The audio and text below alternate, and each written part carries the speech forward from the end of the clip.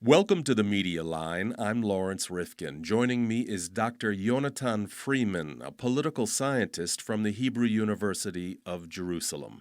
Dr. Freeman, what did we witness yesterday? Is Binyamin Netanyahu a magician, or did Benny Gantz simply let him win? There was really little difference between the two parties with regard to policy. It was more about personality. And I think the fact that Netanyahu seemingly sees himself as the winner, someone who got more than Benny Gantz, I think it tells more about the narrative that he was telling versus what Benny Gantz was telling to the public. In terms of political skills, where do they rate compared to one to another?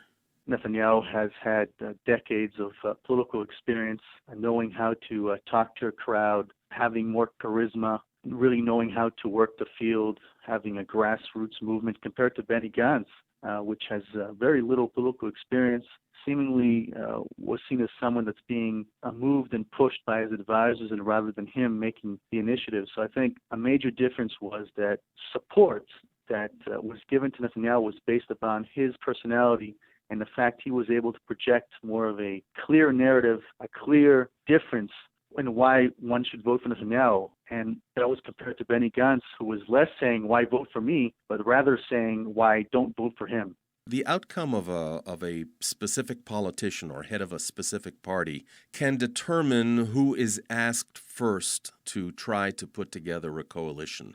Where do the exit polls leave Netanyahu versus Gantz? Is it pretty certain that Netanyahu would be given the first chance? If you look at the recommendation process where one has to get more recommendations, it is clear that Netanyahu has the edge. Though I must say, that doesn't mean that even if Netanyahu gets the first round of trying to form a government, he won't push to form a unity government with Benny Gantz after all. You are listening to Dr. Yonatan Freeman, a political scientist from the Hebrew University of Jerusalem. Dr. Freeman, you've already touched on the wider issue, the issue of the bloc, the issue of building a coalition, and not just one party versus another party. The exit polls put Netanyahu and his right-wing religious bloc closer to a coalition than the previous two rounds of elections did, even if it's just a seat or two. Might this make a difference? Could it force Israel Beitenu, which I suppose remains the kingmaker, and the ultra-Orthodox parties its leader, Avigdor Lieberman, so despises, to be more forthcoming in negotiations so that perhaps they could actually sit together in a right-wing government led by Netanyahu? I think that if we already look at the words being stated by Lieberman and the words being stated by even members of the religious parties, they're already really singing a different tune today. And we're seeing that even them, they're not even ruling out the fact that maybe they will be able to sit with each other, because in the end, you even heard Lieberman saying after the polls, the exit polls, that one of the things he promised his voters is that he wants to make sure there isn't a fourth round of elections. So I think that major goal of his might cause him to change his tune and cause him in the end to sit with those he promised he would never sit with. But another major promise he made was not to sit with ultra-Orthodox parties.